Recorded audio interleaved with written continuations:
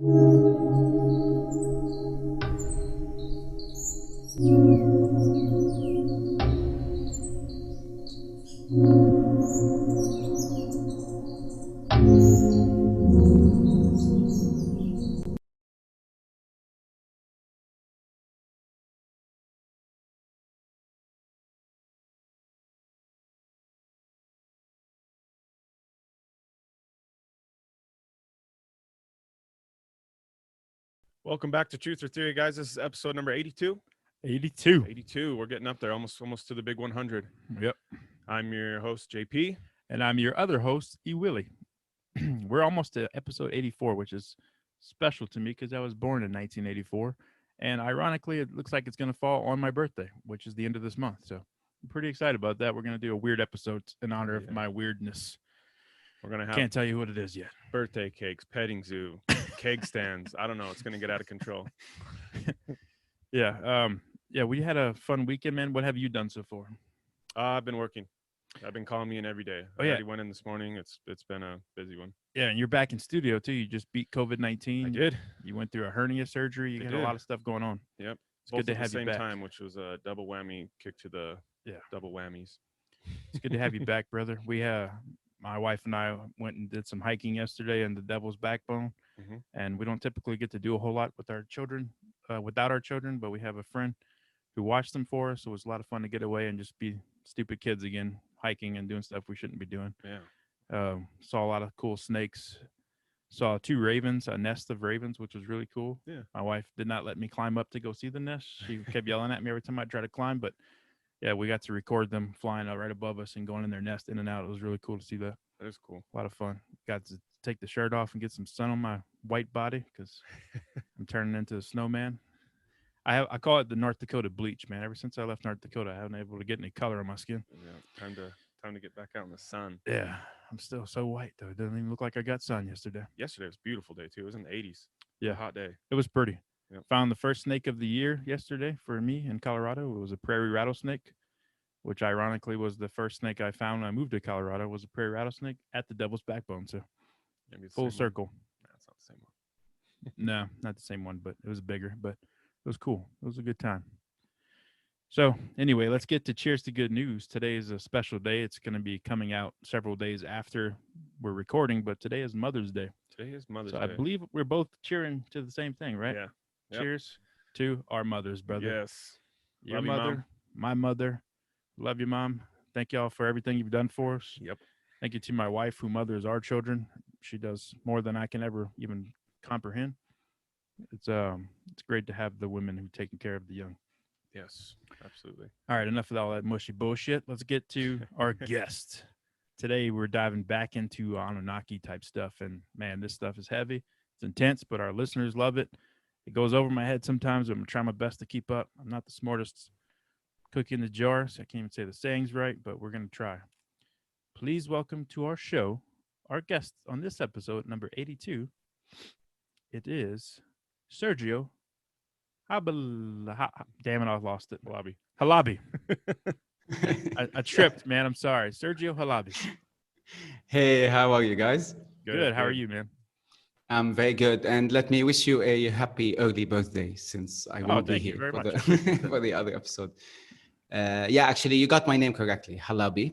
And basically, I'm a podcaster as well. I host the Paradigm Shift podcast. And it's a podcast where I talk about anything related to spirituality, philosophy, and ancient history. I believe that we have been lied to for generation on generation about how we started, where everything started for mankind, and basically the power that we actually have versus what we've been told we have. To kind of like just give you a brief summary about myself, I am a Christian Catholic. Basically, I grew up in a Catholic home and a Catholic school and environment and everything like that. And on top of everything that I was taught, my mom studied theology. So you can also call me a secondhand theologist, because she would come home and she would teach me everything she knew about the Bible and Christianity and everything like that. Yeah. So I have a very strong background when it comes to that. Plus, I am Arab, so reading the Bible and the Quran and other stuff in Arabic really puts a very different spin to a lot of things. Like I noticed there's so many different words, pronunciation and everything from the ancient Sumerian and Hebrew and Akkadian to Arabic as we have. And there's a lot of stuff that have evolved so that has also helped me kind of shape a specific opinion and study towards certain things. And given my background when it comes to Christianity in specific and the Old Testament, and of course we all know Adam and Eve and the story of creation and the flood and how everything came to be. A couple of years ago, I was introduced by a mistake, by a calling, I don't know, but I was introduced to the entirety of the Sumerian mythology. And Sumerian mythology is the first civilization of mankind. This is in Mesopotamia, which is today is modern day Iraq. And it basically is the first tale of how mankind came to be, right? And once I started reading about that mythology and compare it to different types of, like when it comes to Egyptian mythology, Greek, Roman, and everything like that, Sumerian mythology stood out to me because the more I read it, the more it felt like I have read it before. And it turned out it was so similar to Judaism and to the entirety of the Abrahamic religion. And that's what kind of like, it opened my eyes to a whole new world that I didn't even know existed, which surprisingly was kind of kept from us. You know what I mean? Like in school, we studied all of the mythologies and we had to like memorize the name of the gods of Egypt and Ra and Thoth and all these gods. But for some reason, they kind of skipped over the most important start of mankind, right? Like it should have been the first thing we study, and they decided not to teach it and to kind of hide it. And you also see that even in mainstream media, there isn't enough movies done about this stuff. Like the mythology is so rich and there's so much to go over. And you kind of wonder, why is this always skipped over? Why is it glossed over in the way it is? And the more you delve into it, the more you realize that, okay, I think I know why. It's kind of like the start of the entirety of the Abrahamic religion. It reshapes everything we know about God, who he is, what he is, and it kind of like open your mind to a whole new wave of information, basically. And I don't know how much your listeners know about the Anunnaki and who they are and what they've done. So I'm just gonna kind of like go over some fast stuff just to kind of like get the ball moving, because I want to get into some details. But basically, before you do that, I got two things. Tell me. You're broadcasting from the other side of the world right now too, aren't you? What country? Yes, are you in? I am in Bahrain right now, which is a small island on the Arab Gulf. So I'm in a completely different. And I found recently that Bahrain is also home to one of the Anunnaki temples as well, which is Enki. I was shocked to see that. So the spread from Mesopotamia was all over the Middle East and North Africa and this entire region. So it's really amazing to see and to be here for that. Yeah, it's amazing that we have this connection, this clear, and we can hear you and you're on the other side of Earth. Yeah, exactly. Wow, man. It's noon at our time and nighttime for you. Yes, Really exactly. From one logo designer to whoever did your logo, man. I love your podcast. Mine. You did it? I'm also a designer, so yeah. I do all my artwork and everything. Yeah, I love it, man. And it was funny because when you were talking at the start, you mentioned that you found a nest of ravens and everything. And I just wanted to add that I also own a coffee shop here in this country. I called it the Raven's Nest. And so I think we have a lot of in common. Yeah, that's so wild. Yeah. Well, man, you did a great job with that logo. It looks perfect in my opinion. Thank you so much. Thank you. Good deal, man. All right, dive back into what you're talking about. Yeah, so basically it's the mythology of the Anunnaki and the creation of mankind revolves around this idea that beings from outside of Earth came down to Earth. And that is, by the way, the literal translation of the word Anunnaki. So Anunnaki, it's divided into three words, which is Anu, which is the god of like the reigning god of everything. And he is, Anu is the name of the supreme god. And then you have Ki, which is reference to earth. And the word Anunnaki means those who from the heaven, from the supreme, came down to earth.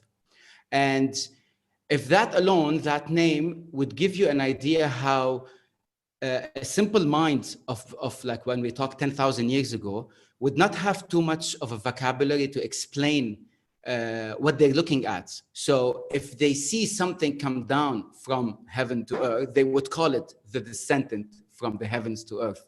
So they're very literal in their translation. Even the names of the two supreme, like the most important two deities of the Anunnaki are called Enki and Enlil. And Enki and Enlil are not their original name. They are their, basically their positions, what they are in terms of the hierarchy. And En means Lord of, and for Enlil, Il is the heaven, so the skies. So one of them was the Lord of the skies, and Enki, Ki being earth, was the Lord of earth. And the two were brothers, and each one had a specific job to do when they came down to earth. There's a lot of theories as to why they came to earth, but there isn't any concrete evidence as to what they were doing here. The story goes that they were here for nearly 300,000 years, and the entirety of the pantheon was working for 300,000 years, working overtime, and they got so tired and they so fed up that they kind of rebelled, and they came to the doorstep of Enlil and basically told him, we can no longer do this anymore. We are tired, we can no longer work. We need a solution. And that's when the elders of these gods got together and decided to, based on Enki's work within earth and what he knows about it, that they would take one of the species that is on earth, Homo sapiens basically, and would infuse them with their own DNA, and whatever comes out from that, they would teach that creature to kind of work within the garden and do the gathering of the resources that those gods were doing that they no longer want to do. So that happened, and that the goddess, one of the goddess, she worked with Enki on this, and up came modern man, which is known as Adam. And Adam is also, in the original language of the cuneiform, which is Sumerian, he was referred to as Adapa. Adam is Adapa, and Adapa is an animal, actually. It's the name of an animal. So they would see them as animals who they gave them a little bit of more DNA, and they kind of pushed them in the right direction, and up came this creature who can do the job now for them. So Enki, because it was his creation, he decided, he kind of like grew fond of them. And now when I'm talking, you're going to start to connect to what the Abrahamic religion tells us. And one time he was walking in the garden where Adapa, which is Adam, and others were working. And he kind of like told him, how about if you kind of eat from the fruit that I'm going to give you right now? And he did that. And Adapa kind of basically became more aware, became self-aware, and not only became self-aware, he kind of grew, or he had this thing happening within body where he can now reproduce and give birth to a child, because that was a big no-no when it comes to the Anunnaki. And when the brother of Enki found out about this, he was really, really angry because he did not want this to happen at all. And he kind of cast Adam out of the garden, and basically we fell out of his favor, and we left that Garden of Eden, and we started roaming the earth. That story of the creation, when mirrored with the Abrahamic story of religion and in the Old Testament and the Torah, you see that how few words were changed, and we have the story of Adam and Eve and how they ate from the forbidden fruit of the tree. And it was God who at first told them to kind of like work within the garden, then he was like angry at them for what they did and cast them out. And so on and so on within the entirety of the Old Testament, we start seeing comparison between the two stories. For example, there's the story of the flood, of when Noah was told that you need to build an ark and save all of mankind and save, not your mankind, save humanity within your family, basically, and all of the animals on earth. We see the same thing happening in the Anunnaki mythology. So, for example, I'm going to read to you a very small paragraph. This is from the Old Testament, where so it says that now that the earth was corrupt in God's sight and was full of violence, God saw how corrupt the earth had become for all the earth, and he said to Noah, I am going to put an end to all people, for the earth is filled with violence because of them, and I want you to make yourself an ark, make rooms in it, coat it with pitch, and it has to be 300 size and all that, okay? And I have here basically the translation from the mythology of Mesopotamia, from the cuneiform tablets. And it says that instead of the name of Noah, there was another man. His name is Atrahasis. And this is what Enki, the same God who helped mankind when it came to the creation and gave them power, he told him, Atrahasis made his voice heard and spoke to his master, indicate to me the meaning of the dream, because Enki had. And Enki spoke to his servant. He said, I should find out a bed, make sure you attend the message I tell you. Wall, listen to me constantly. Read your hut, make sure you attend to all my words. Dismantle the house, build a boat, reject possessions, and save living things. The boat that you build will have a roof like this, and the sun cannot enter it, and so on and so on. And even the man, Atrahasis, he even, when he heard this story in his bed, when he was sleeping, the elders, the other people who were living at the time, were making fun of him, just like how in the Old Testament. And he told them that my God, which is Enki, my God is out of favor with your God being Enlil. And he said, they have become angry with each other, and they have driven me out of my house, since I always stand in awe of Enki.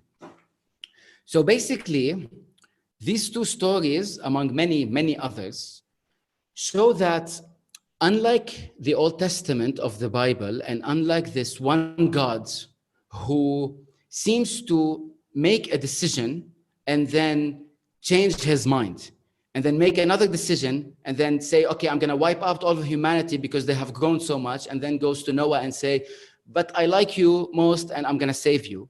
The Mesopotamian story tells us there were two different entities at work, and one of them was fond of mankind, the other was not at all. And basically, before I continue with the stories and comparison and how we can look at them, there is something that not a lot of people talk about, but something that I've noticed when it comes to man, today's man, which what we call post-Adam man. And we've been told that we are Homo sapiens, that we've evolved over millions and millions of years, and we have different, what do you call it? The ancestors, different ancestors, Homo erectus and the Neanderthals and so on and so on. And the Homo sapiens were the only ones who kind of made it through and everything. However, I would like to raise a question about us, how we evolved on this planet, and how differently as a species we've evolved, and it doesn't really make sense.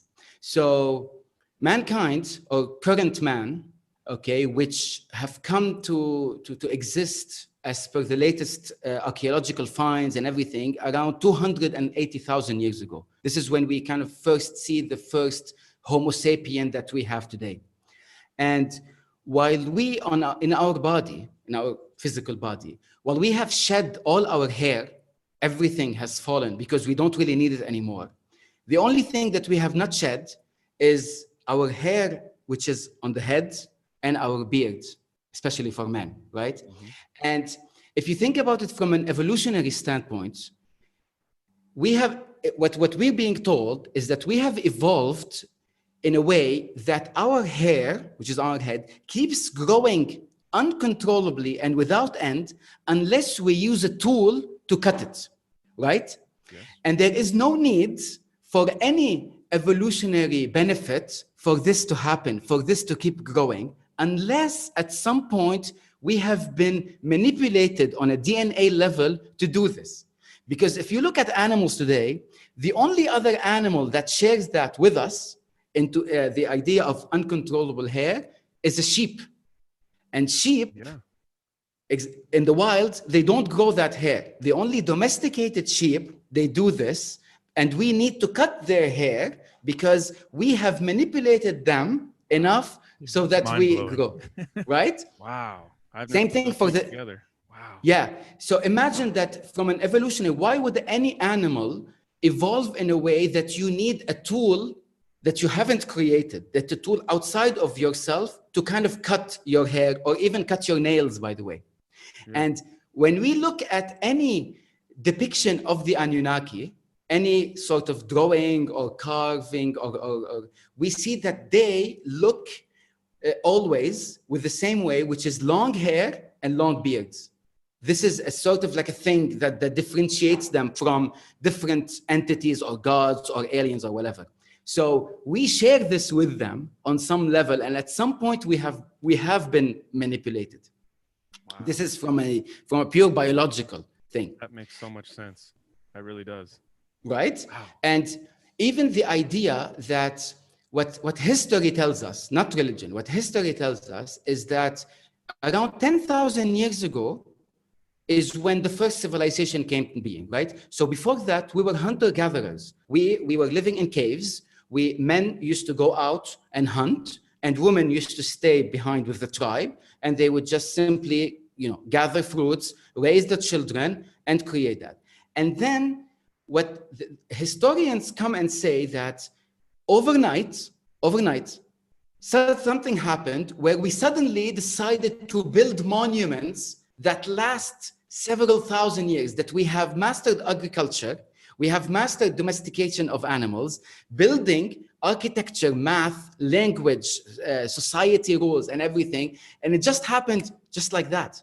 Again, it doesn't fit in any logic, because how can that happen so fast? How is it that up to 10,000 years ago, we were living in caves, and then suddenly we completely shifted into a new gear?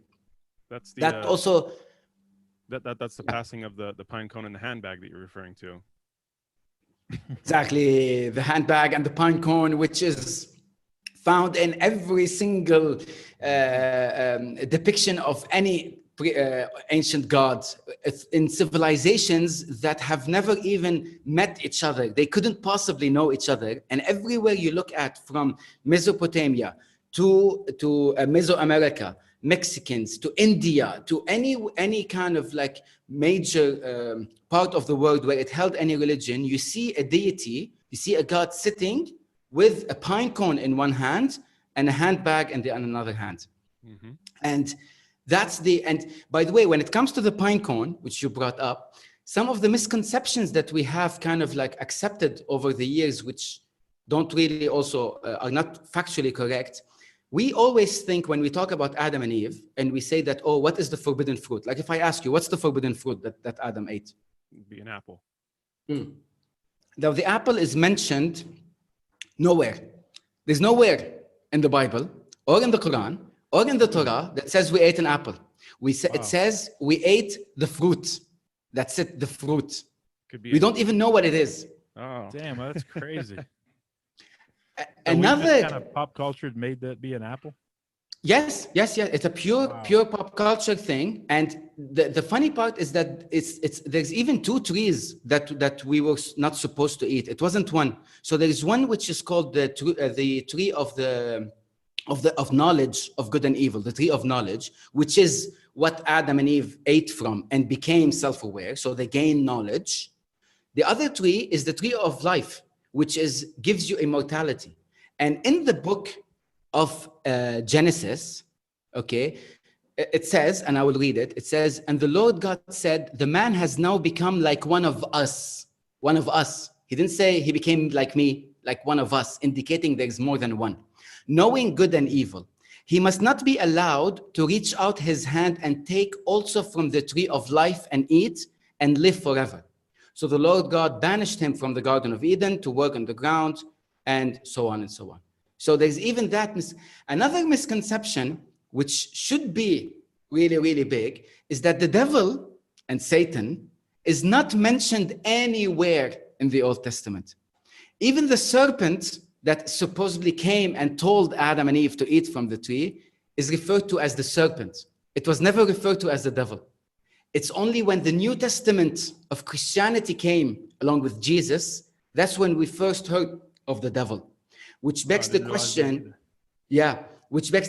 why such an important entity as the devil, which is at the root of the entirety of the religion, is don't do something bad or the devil will take you to hell, and all bad stuff comes from the devil, is not mentioned anywhere for nearly 4,000 years of religion, and only mentioned by name when the New Testament came. And there's even a theory about that, because it says that the serpent came and told them. And if for 1 second we want to entertain the idea that Enki, for example, was an ancient astronaut, an ancient alien, and he would shapeshift, he would look like a reptile, for example. So he would be referred to at the time, he came the serpent. You know what I mean? Yeah. So the references of the words change. And it's very interesting that it was a serpent because, like Matt was saying, that the serpent represented knowledge. There's the serpent and the eagle, and the serpent is the knowledge. So he kind of whispered in his ear, hey, that's the smart tree. Yeah, that's a good point. Take a bite. Yes, exactly. Because anywhere when it comes to, for example, medicine or any symbol of knowledge, it's the serpent. Mm-hmm. And any symbol of like dominion, it would be, or like who won or whatever, would be the eagle. The eagle is always the sign. And the eagle was also like one of the names of Enlil. Okay.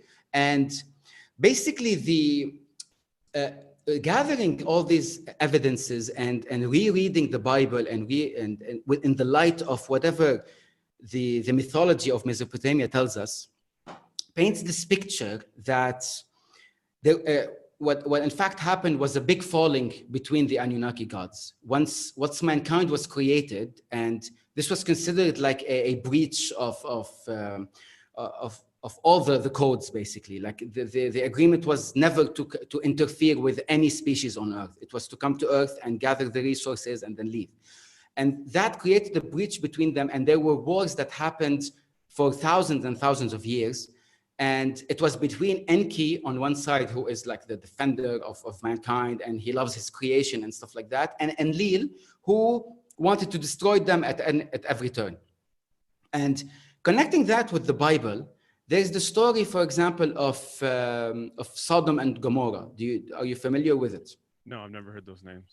So Sodom and Gomorrah are two cities that in the Bible, they say that they were full of sin, and God grew very tired of them because people were sinning and they were loud and they were no longer worshiping him and so on. And he decided to destroy them.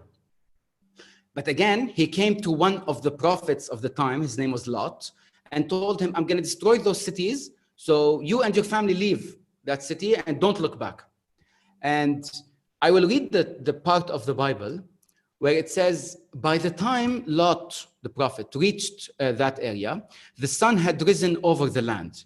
Then the Lord rained down burning sulfur on Sodom and Gomorrah from the Lord out in the heavens.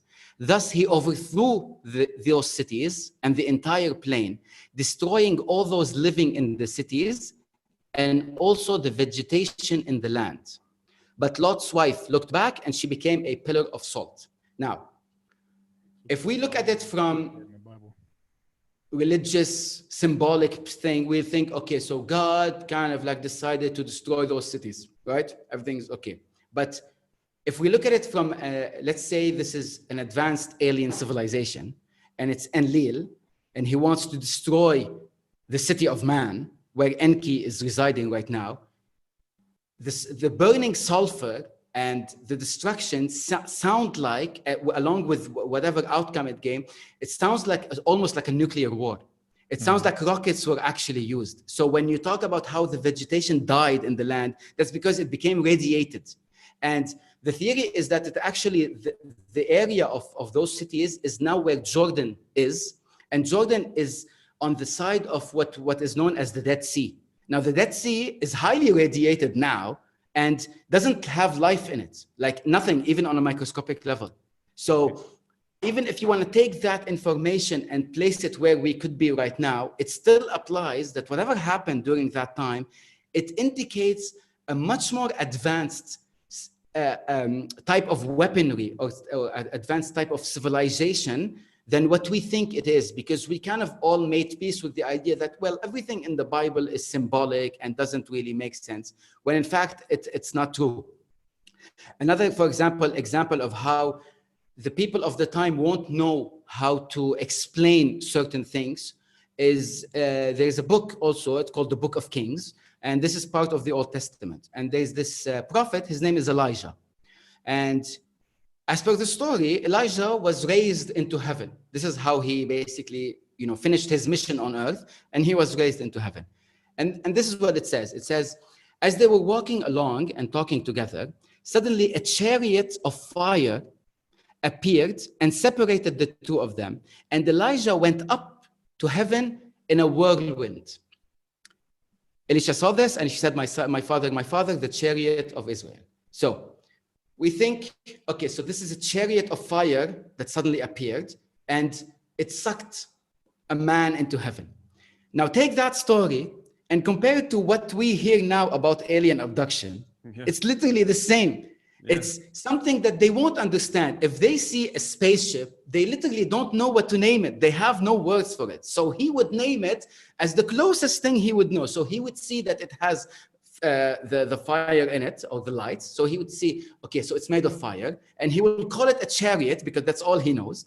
And he will see that who was with him kind of was taken up to the heaven, when in fact, so many people right now, when they share their own information about alien abductions, they say that we were literally saw a light and we were taken up to the skies, right? So you start to see how these stories, if we simply just turn them a little bit and add a few words of our understanding today, it paints an entire different picture. It actually makes a lot more sense than just this happened and that happened, right? Like, and it's just, it also like creates this story that I recently came about, which is how we refer to God as a male figure, right? So even though a lot of people say, no, God is neither male nor female or anything like that, but the truth of it is that we don't say it's a goddess, we say it's a god, right? And when we refer as to him. We even give him a lot of masculine traits, which is, this is someone who has a plan, someone who is, strict and all that.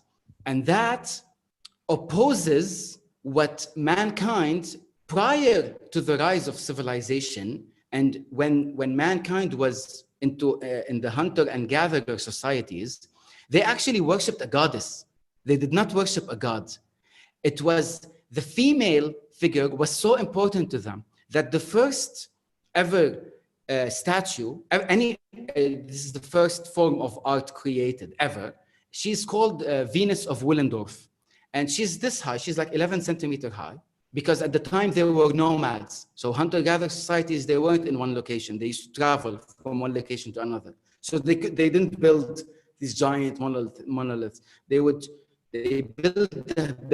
her, and she represented fertility and life and nurturing and everything that a goddess anything that a feminine fights in time. And it gave place to the rise of a male god, a more strict god, a more patriarchal god. Even in religion today, you have a very patriarchal religion, because women cannot be priests. There are no female prophets ever in history. So everything that kind of came from that one male god, which is called Yahweh or Allah or Enlil, and so on and so on. Wow, that's wild. That makes a lot of sense. God, I can't believe you said it like that. That when you really think about stories and stuff and then put it in modern times of what you know, it makes so much more sense. Yeah, it makes me want to go back and read more of the Bible and try to have that Yeah. perspective on it, because man, that changes so much. Sergio, English is not your first language, right? No, it's actually my third language. Jesus. Yeah. So Man, you yeah, speak so it's better than I Arabic, do. French. Oh, good. All right, that's good. Yeah. Incredible. I'm just blown away how good you can speak, and it's not even your native language. It's so impressive. Thank you. Thank you. One thing about since you brought up the language topic is that given that I am Arab, there's a lot of words that differ when it comes to Arabic, and it makes a lot more sense when you add to them the mythology of Mesopotamia. Now, what we have come to know as the god who wants to destroy mankind, basically, his name is Enlil. And Western societies, or in the language, it's called as Enlil, but in fact, it's Enlil with an emphasis on the il. And the reason for that is that you can see his presence and his influence throughout the Bible without actually knowing how it's there. So, for example, all the angels that have been known to be messengers of the gods, and when we talk about like Gabriel, or the archangel Gabriel, or Michelangelo, or even Satan, who was known as Azrael, okay? The original pronunciation is not like that. So the original pronunciation, so for Gabriel, his name is Jibrail, as Enlil. And Michelangelo, his name is Michael. And Azrael is named Azrael, okay? Wow. And to even add to that, is that the promised land of the Jews, which is known as Israel right now, right? So God in the Old Testament basically took his people out of Egypt and told them, I'm going to take you to the promised land, which is Israel right now. Okay, that's the Jewish doctrine. And the word Israel is actually two words in Arabic, and it's Israel. And Il, referring to Enlil, Isra means victory of in Arabic, which means that the land that he said, this is your land, is actually called victory of Il, which is victory of Enlil and Enlil, same God. Oh, yeah. So even the names that we have in the Bible show that he was sort of the one who's always present in every big event of mankind. And till now, we kind of see till now the influence he has, and among other things. So that's another thing to add for the language. A very ignorant question to ask you. Tell me. So these like entities and stuff, are they gone now? Did they pass over time, or are they unpassable? Are they still alive? Well, I mean, yeah. Well, within if we want to entertain that idea that these entities came to Earth, we also have to entertain the idea that other entities came to Earth as well. Mm-hmm. So there were entities before them. There came entities after them. This is known throughout all of the circles of people who research and everything like that.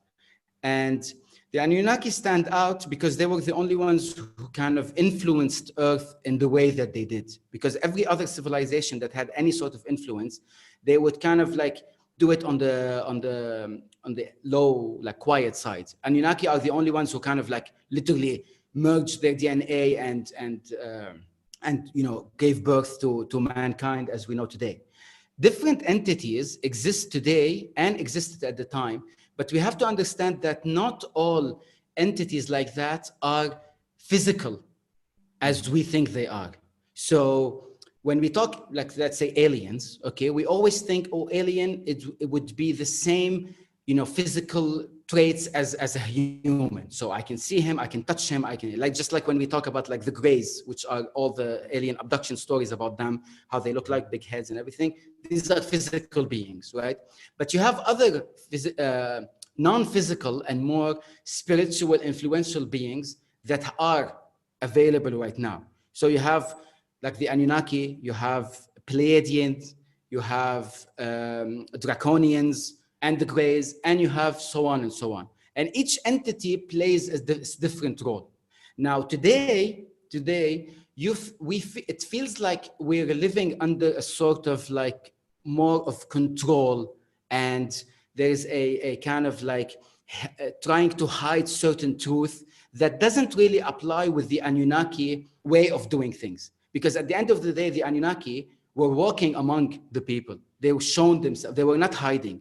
There are tablets about them. There are stories and there are books and stuff. So it's not within their MO, right, to kind of hide the fact that they are here. But what's happening is that the theory is that there's a different type of entity on Earth right now that is blocking this kind of information. Like there's a saying that mankind is a species with amnesia, that we don't really know our history. We don't really know where we came from. And that information is being kept from us, you know, but that's not an Anunnaki style. So we know that there was a lot of wars that happened. We know some of the Anunnaki went back to their own home planets, and others stayed, and so on. But the influence is no longer just them. There are other beings at play right now, and not all are hostile, by the way. So when I mentioned the Pleiadians are known to be entities that come from the Taurus, the Sirius constellation. They're known as the seven stars. And the seven stars are also shown in a lot of ancient drawings and stuff like that. And they kind of have more of a sort of like empathy towards mankind, and they want to help mankind awaken and understand the truth and know where we came from, and so on and so on. So there's different things at play. That's interesting. I watched this documentary not too long ago about the tall whites, and they have a star close to us, and they come pretty frequently, and they know a lot of how to do space travel, and they give us little hints. But ultimately they just say, look, you guys are not ready.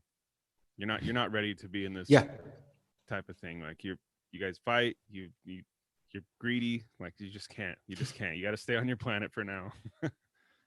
I wouldn't be surprised, because even when you talk about interstellar travel and all that, like we know that given how big space is, that there is no way to travel within the laws of physics that we know. It just won't happen ever, no matter what kind of technology we achieve. So we are talking about a sort of travel that transcends the physical world, whether it was astral, quantum, whatever. It's these beings would actually use that, like, is because most scientists and astronomers and everything today, they were like, they would say that there is no possibility that alien life would come on Earth because we have not developed that technology, and the technology cannot exist. But the reality is that they don't use the technology that we use. They don't use that physical thing that we think it is. It's a much deeper form of travel. And in your opinion, Sergio, what do you think the reason for the Anunnaki mixing themselves with us? Why do you think they did that? Do you think it was just like an experiment, like to see what we would do with it? I have thoughts on that. I want to hear your thoughts, but I want to hear both of you guys' thoughts on it as well. I want to hear your side. I mean, honestly, I don't think they even care that much. Like, how much do we care when we took a wolf and we turned him into a pug a couple of 100 years later? Like, how much do we really care? It's just for fun. It's just to see what we can achieve. We don't really have, like, even when we think about Enki, for example, as a sort of like who helped mankind, it's not that he did it because he loves us. It's because, let's see how far I can take this. It's a science project. They're so advanced that we are like, it's like animals. It's like animals. Just like what can we do? And we'll have them work for us. Just like now, how we have domesticated all animals, like cows, for example. When we put them in these large farms and we kind of milk them and we do this, how bad do we feel about it? We don't really care, right? To us, it's we've become numb to it. And see, exactly. That's almost my thoughts on it. Like you said, like Enki, he was of the earth, and I picture us basically as like his dog. It's man's best friend. You have a dog. Like, hey, what if I could make my dog talk and do things for me? Exactly. So that he can talk and be smarter and stand on 2 feet and do his thing. That's interesting. And then it got out of control, and he was just like, nah, Stupid It's dog. not worth it, basically. It's not just worth like, war I or mean, whatever. they're doing this, and look what I did, but whatever. They don't have any perception of time, right? I mean, they can come and go as they please, dimensional. It's just like if they can They forget about the definitely. world for millions of years and come back and it's all wiped out, because we're our own worst enemy, and I think that we are going to wipe ourselves out eventually. Well, I mean, we have kind of been, if we want to talk about them, and we have been infused with their DNA, and it comes to fighting and how divided we are as mankind and everything. And obviously, religion plays a big role in this division, and everyone wants to keep saying how different we are, when in fact we're all literally the same when it comes to our ideology and doctrines and whatever. But the Anunnaki, actually, they mastered space travel much more than time. So other entities have more like the Palladians, for example, which are the tall whites that you are referring to. They don't work within our time.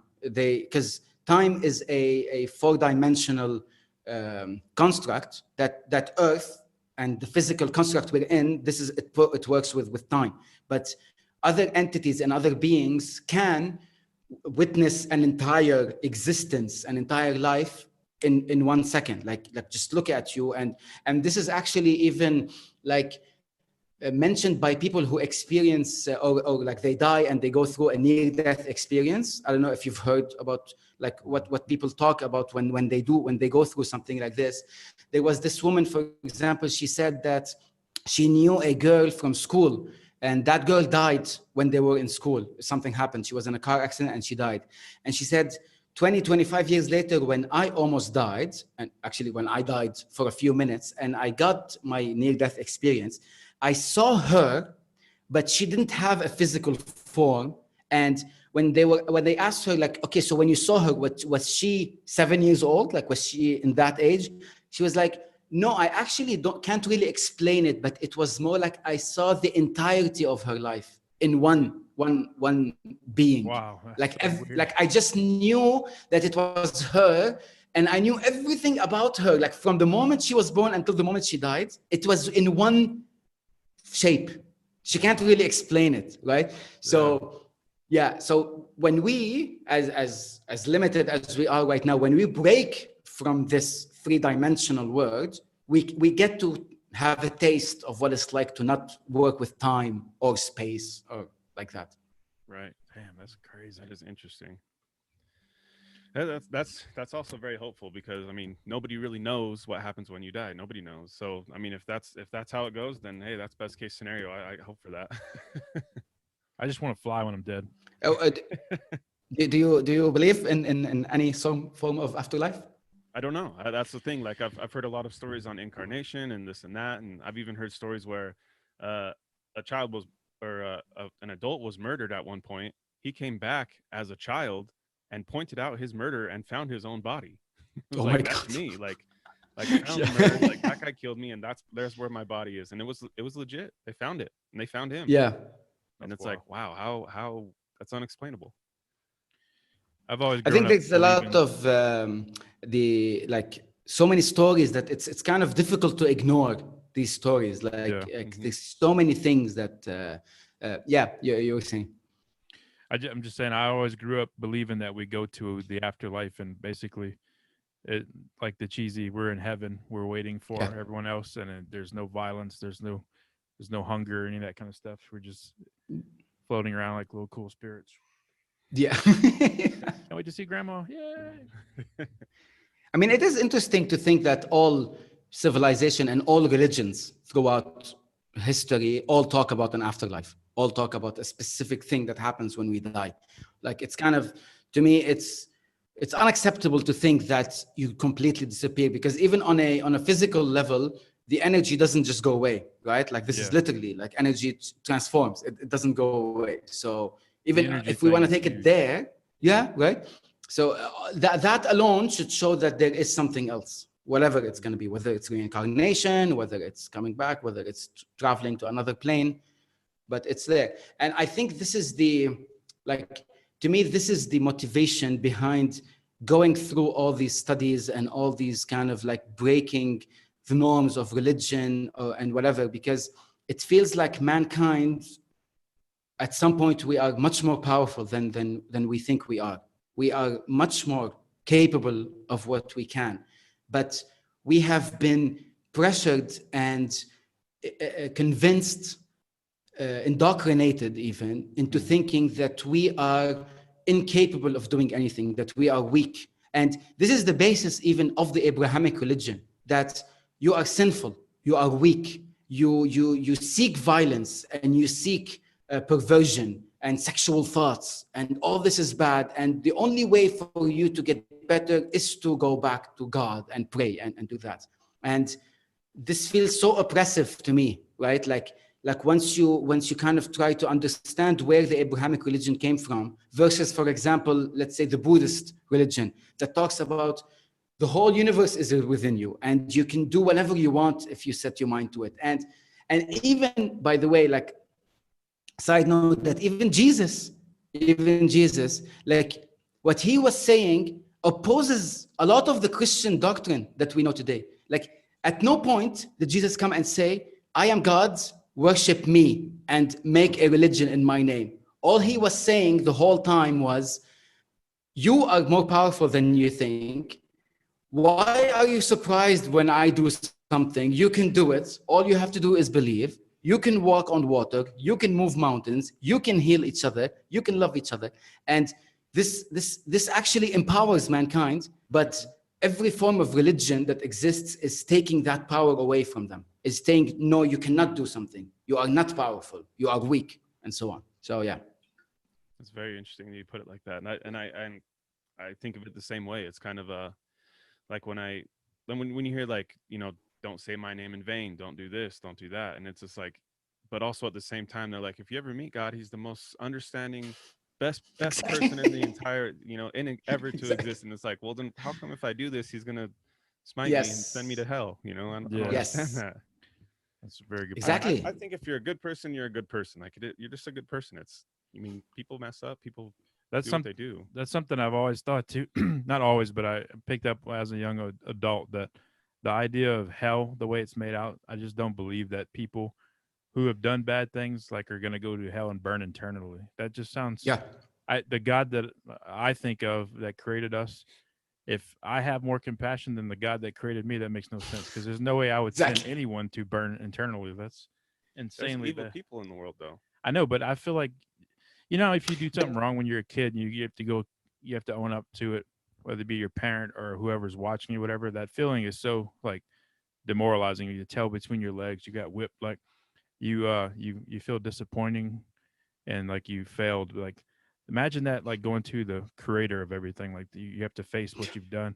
That would be that would be hell. That would be horrible. And whatever punishment he would have for you could be, it could be like, I don't know how to explain what I'm saying, but I just don't see the guy that the creator that made me would have less compassion than I do, and I have very little compassion. I still wouldn't send somebody to burn for eternity. And the thing is, you said that, for example, that there are evil people, right? But nothing is black and white in the world, right? There's so many gray areas. There's everyone who is even the most sadistic serial killer or whatever, like, you can see how he became like this. Like, once these studies were made and once they delved into minds of people, forgot their name, something, but they were like tortured and abused and hit and changed into these, right? Yeah. And if we as like you said, like, if we are becoming more compassionate than the God or the creator of all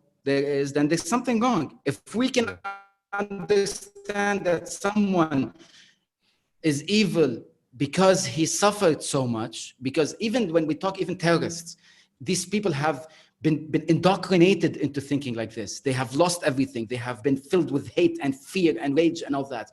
When you look at the most evil people who has ever walked the earth, and you look back at their life, you see why they became like this. Yes, okay, we won't all be like this, but there's a reason. So we are judging now them in that way, and God is saying, well, I don't care, you're still going to hell. It doesn't apply. It doesn't apply with the all compassionate, omnipresent, loving, forgiving God that we've been told that he is. Yeah. Right. Or even a possibility of a mental illness, chemical imbalance. Exactly. Like that. Yes. Brain damage. there's Another- sometimes your brain is weird. Another aspect Exactly. of that too is if you think about like if the most painful experience you've ever had in your life physically, like it hurts like hell, and it's just like holy shit, this hurts. I wish it would stop. That seems like it lasts a long time. If you were to get like a dose of that just to answer for what you've done, it would feel like eternity. Like it could be Yes. like how the other stuff is interpreted. It could not be an actual time thing. It could just be Right. the I don't know how to explain what I'm saying. I think Like, y'all get what I'm like pay saying. your dues. Yeah. Okay. Got it. Yeah. I got it. Yeah. It's just like it feels that especially the Abrahamic God, it feels like he's petty and judgmental and insecure. And he's Right. like, pray for me and don't pray up to other gods. And the more you pray, the more you're gonna get into heaven. And it's like that does not work. Like, you know what I mean? Like it's so weird to think like that. If I don't need doesn't someone to seem pray like for me, somebody how is it powerful. the God of exactly? It doesn't. There is a contradiction within the doctrine itself, which is on one side you're telling me God is all powerful, omnipresent, all loving, caring, and on the other side you're telling me if I don't pray for him, he's gonna get sad and mad at me and Sounds send like me an if I don't go to her. X. Very insecure, exactly, which actually applies more to a like an entity or an alien, who would Yeah. have issues and insecurities and wanting to become God versus an the creator of the entire universe, so But Yeah. but I would like to say, pertaining to this conversation and to our listeners, if praying and things like that do get you through some tough times and it makes you a better person for what you do, I mean, do what you do. Yeah, if it works for Definitely you, do not it. judging anybody. It's just our opinions, and it's Oh, yeah, if yeah, it yeah. works for you and it helps you through life, then do it. Yeah. Pray it and do your thing. Yeah, we have a wide variety yeah, of listeners. yeah. If it's healthy, then be healthy. Yeah. No, I personally don't even have an issue with people who are praying. It's not about the act itself, because any form of you sitting down and praying or meditating or doing whatever you need to calm down, this helps. Then all good for it. It's just the fear. I have an issue with being afraid of this God. You know what I mean? That Right. he's watching you and he's judging. This is where I start to feel like I don't think that's the relationship I would want with my creator, Right. with the You're creator the of first all. person I've ever talked to about this that I feel like I'm on the same page with you.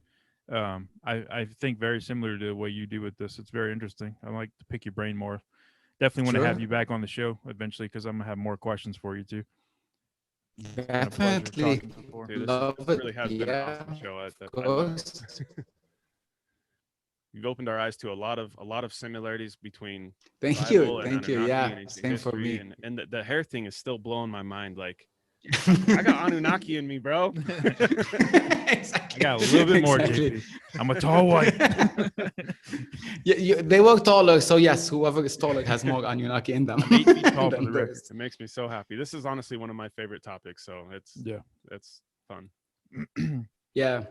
As Well, long I as it think- gets people questioning, like as long as it makes people raise a question, that's all there is for me. Like that's it. That's great for Yeah, me. I'm sure you can do that to a lot of the listeners on this episode. They're going to be like, "Whoa, I got to look into that. That's crazy." I hope everybody Yeah. dives in and researches. Yeah, and we're not like JP said too. We're not attacking any of your beliefs. We're just putting it on the table and dissecting it. We're all trying to figure Yes. things out.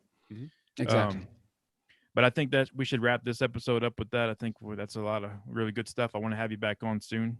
We'll jump into the 6 Anytime. questions next, and we'll do it again, man. Because there's a lot of stuff to go into with you. Yeah, I do Got- have a lot Yes. of questions. Yeah, I'm sure you can. They never end, by the way. This topic is just like ongoing. It's ongoing. Yeah. So yeah. All right, you ready for the 6 questions? I am ready. Let's do it. Number 1, if you could have the power to create any law, which law would you create?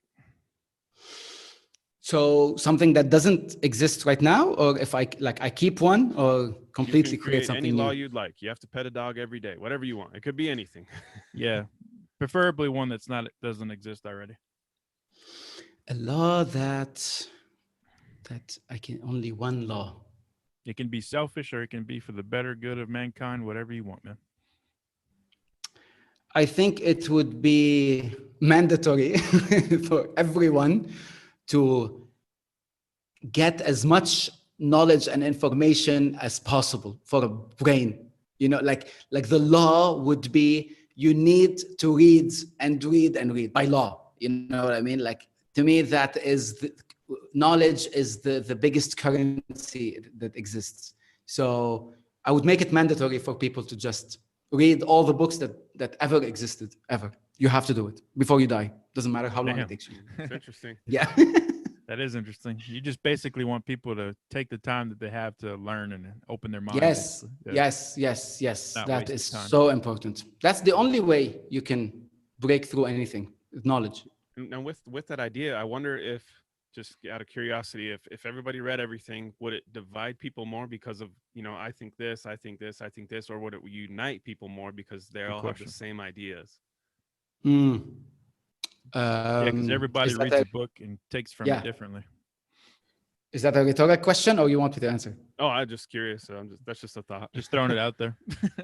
That is an interesting thought. Yes, like, would too much knowledge actually be on the opposite side? Like, would it hurt? Yeah, because if me and him read the same thing and he says this and I'm like, no, it's like this, and he says, no, it's like this, I read the same thing, who knows? Or we'd be like, Yeah. yeah, it's like that, we'd read the same thing. Yeah. Who knows? It seems like the more you get aware of things, the less you're confrontational too. Like, the more Yeah. you educate yourself, the less you're trying to just bark and bite at people. From what I I've agree. gathered in my 37 years here. Same. I think the most like the closed-minded people, the people who are like still living within the bubble, are what appeared to me is that they are unaware that Yeah. more information is available. It's not that they don't even want it; they're even unaware that it exists. Right. So, and I think with the world now, with the information age and how we're opening up all of us to each other, you know, you and me, we can just now have a conversation, which couldn't be possible 20 years ago, is actually more beneficial because it brings us closer together the more Yeah, we 100%. become aware of It's each like other. the same concept of like a small town person that's never really left their town, and then Yes. somebody who's traveled the world and seen a lot of different cultures and been exposed to Yes. stuff. It's that same Exactly. kind of mindset. Okay, number 2. What 3 words would you choose to describe yourself? Okay. Curious. What else? Curious. Fearless. I like that. And opportunistic. Those are all great. Your fearless ones ties into our Patreon episode that we're going to do after this episode, where I'm going to try to convince JP to hold our tarantula mascot in our studio. Absolutely not. Hey, good segue. Yeah.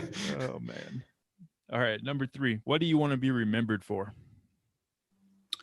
Okay, so I definitely want to be remembered for the information I bring. Like, I want to write as many books as I can. I also want to, like, this is a very big dream, but if I can have it, which is, if somehow I can reshape the entire school system and the education system, and to stop all the focus of math and science and biology and all that crap that we never use ever, like have that as basis, just like the basic stuff, and then educate people on relationships, love languages, history, empathy, compassion, money, saving, hand skills and stuff like that, that we actually need to become better people. So I think if I can achieve that, then I could just lay my head and die very peacefully. And if that's how I'm going to be remembered, then my purpose is done. Beautiful. Man, I couldn't agree more with you on that education thing. That is awesome. I think so strongly about that too, man. There's so much wasted crap that, like myself as a kid, I was lost on it and I gave up on myself. I gave up on the education system. It's years. It's years worth of stuff that, and prime wasted, time too. wasted. Like Prime, exactly. Not just years. It's when you're forming yourself, when you're discovering who you are, and they're telling you, don't think like this. You have to think like we are teaching you, and you have to know this and this and that. And it's I read this somewhere. It's like we are being bred not to become our own self. We are bred to become slaves, basically slaves to the system and workers. I completely maintain agree. the status quo. Like that's it. So to fit into the society, modern society that exactly is all jacked up. Yeah, man, that's so dead on. Number 4, what is something that you like that most people don't know about you? Something that I like about me or about something that personal with you, personal interest that you have or hobby, anything that your typical listeners wouldn't know about you that's not shared. Wouldn't know. I actually like a lot of like very lame entertainment. Okay, where I use it to kind of like shut my, like wrestling, for example, and like stuff that make my brain shut down and not have to use it so much. Like at the end of the day, or after I do a podcast, or after I do something, I just need to sit and just like let myself just, you know, like not think for a while. So this is this definitely doesn't apply. Working your brain out all the time, so it's nice to chill by the pool. Yeah. Exactly. Like I was told, like if someone hears you and doesn't know who you are, like they would think you're, you know, like like reading books all the time and, you know, like going here and there and doing that. And like to me, I just want to chill at the end of the day. You know, I just want to like relax and watch something fun. Exactly. So when you say wrestling, are you talking about like professional entertainment wrestling? Yeah. Just like WWE and then what have you on TV. That's it. Yeah, nothing more than that. Who are some wrestlers that you like to watch?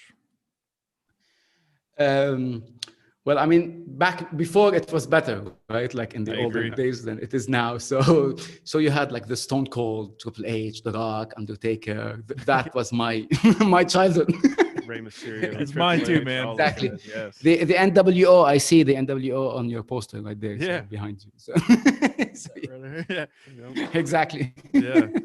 I was a big wrestling fan in the late '90s, early 2000s, the Attitude Era. Yes. I mean, that was a golden time. That's funny. Which we'll never get back. Yeah, for sure. I don't watch it anymore, so I don't know any of the modern people. Yeah. I still appreciate it. Don't watch it. Don't. All right, number 5. We'll change the terminology on this. If you could do any move off the turnbuckle, which would you use? Are you a 450? That no. Press? No, if you could have any superpower, which would you choose and why?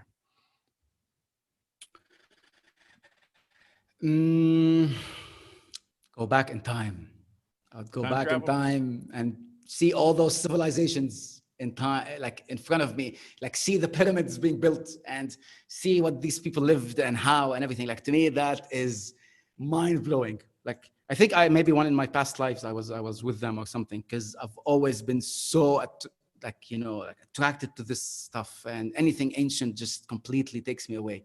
Yeah. So definitely time travel. I don't care about the future. It doesn't interest me at all. Like I don't really care.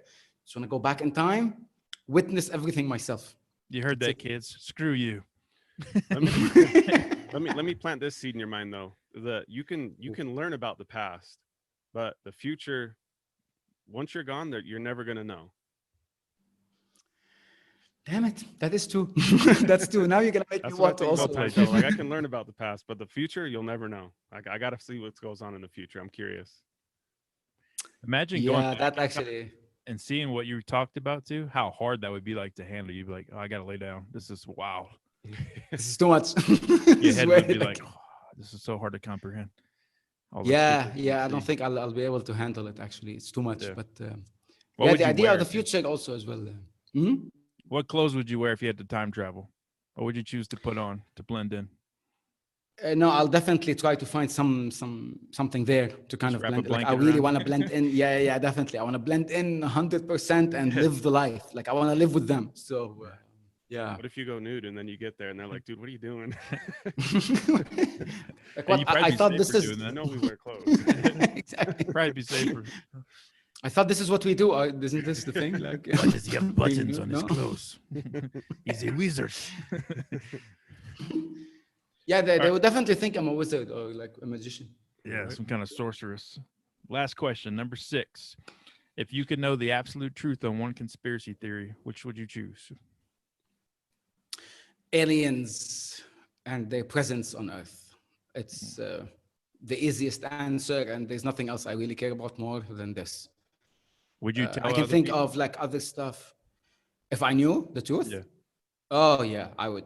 I would scream it. I would like as much as I can try to get it out there. Yeah, yeah. To me, it's maybe like one of the most kept secret, and it's weird enough that there are a lot of like I don't know if you guys know this, but right now, if you go to the CIA website, the official CIA website, and there's a code for a document at the end, it's .pdf. It actually talks about an alien encounter in Russia, and this is there on the website of the CIA. So I believe that it's definitely a thing. It's 100% there. There's definitely something happening with, Area 51 behind you Mhm. as well. And yeah, that to me is the biggest thing I want to know, like for sure. I want to see stuff. What if they said that we can tell you, but we're going to put a chip in your head, and if you tell anyone else, then it'll detonate and you're dead? Would you still want to know? Oh Yeah, I yeah. would die I think instantly. I can't shut I up. yeah. Yeah, I mean, like I would definitely pick my time. Like, I maybe keep it for like a year or two, maybe at least until I spend more time with my son or whatever.